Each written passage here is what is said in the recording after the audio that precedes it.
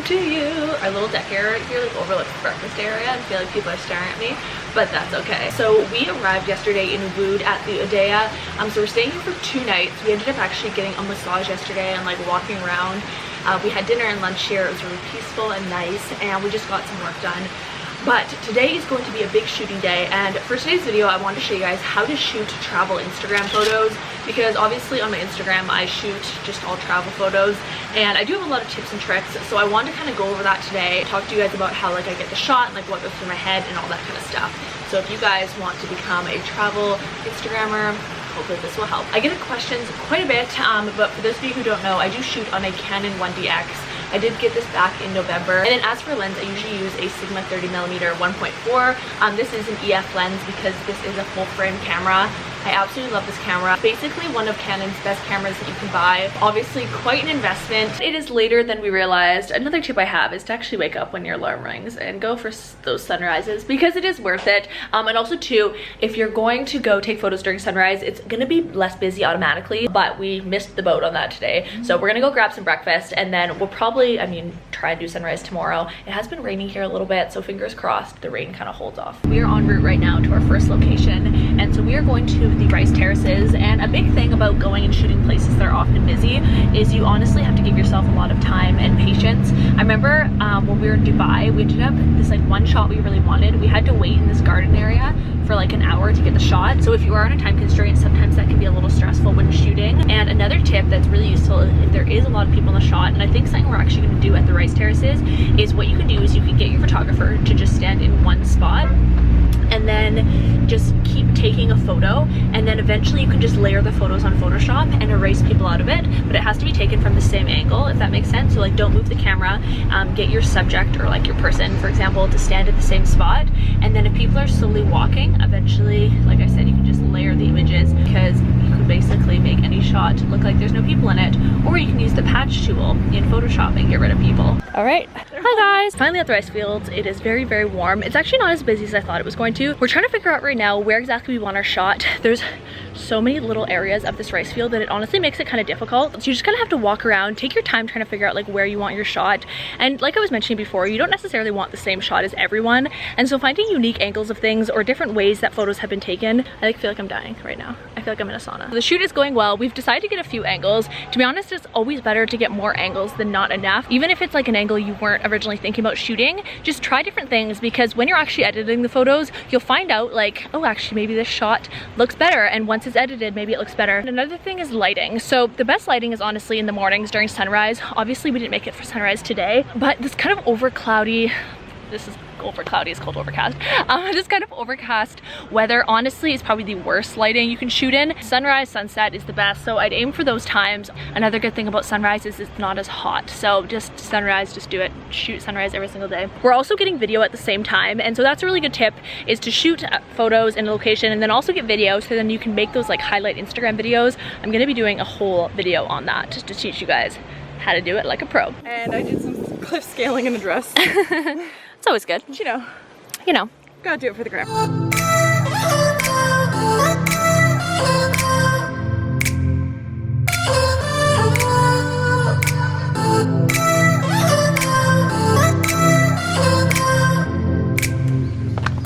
We have arrived at a swing. Okay, so I think we found a swing that will work. And this is kind of what I was thinking. And then there's actually a whole bunch here, and then you just wait for your turn, go pay for a ticket, and go in the swing. So we have paid 150 rupiah, which is about $15 each person to go in the swing, which is a lot. You want to get it for the shot.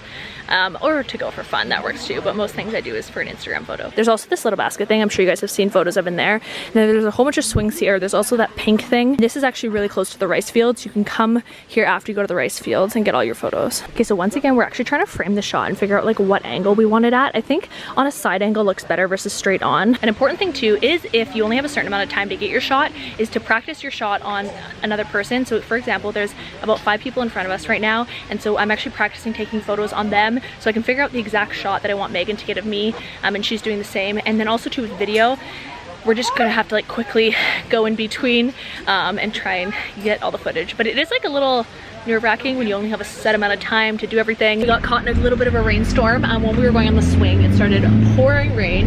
The B-roll turned out really cool, so I'm gonna show you guys. You're my music, but you tear me to pieces. So where does it come from? Scene that keeps playing on repeat, ignores the rule of thumb. We're headed right back to our hotel right now. And also too, with travel photos, another tip I do have is when you're planning your feed to post the photos, try not to post the same color photos in a row, and so spread them out. You can use an app called It's really good for planning out your feed, and you can figure out what photo you want next to like what photo, and kind of puzzle it together. I actually really enjoy doing that. I find it kind of therapeutic. Look at this. The nice thing though about Bali is it doesn't stay raining for that long. So we have arrived back in our room. We actually switched villas, so I thought I would do a little villa tour. This is what the outside, the little pool area looks like, and this is actually our own private pool, which is kind of nice. It overlooks the jungle. And then we have the bed, and you walk into the room.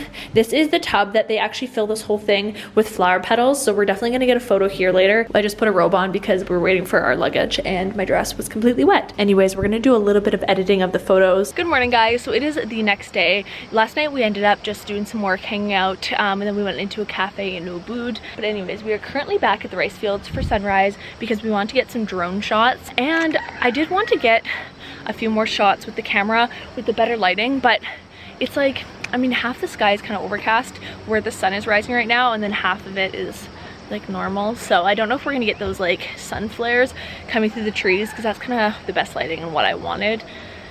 But you know, that's okay. I only got 2 hours of sleep last night because I was up editing photos. If you guys aren't following me on Instagram, definitely make sure to do so. So a really good tip I have when taking travel photos is think of how exactly you're gonna crop it. Honestly, I would recommend with travel photos just taking it in portrait mode. I don't really think horizontal photos or landscape photos look that great on Instagram. One of the most important things when taking travel photos is to take your photos in RAW. And if you don't know how to do that in your camera, look it up. Basically what it does is it takes the photo in like almost plain or like flat settings, and so when you're editing the photo, you're gonna get more control over exposure and everything in the details. And if you don't do that and you're only taking it in JPEG, you're just not gonna have as much detail to the photo. The file size is smaller, and especially if you edit in Lightroom and do have certain presets, the presets don't work as well because it doesn't have any of the color profile information. And so that's the biggest tip. And the biggest thing I was confused about when I first started taking travel photos is I didn't even know you had to take them in RAW. Also just met someone that recognized me from the internet and he's like, I think I've seen you on YouTube, and I'm like, in an old travel vloggers videos, and he's like, yeah, that's it. I'm like, that's what I thought.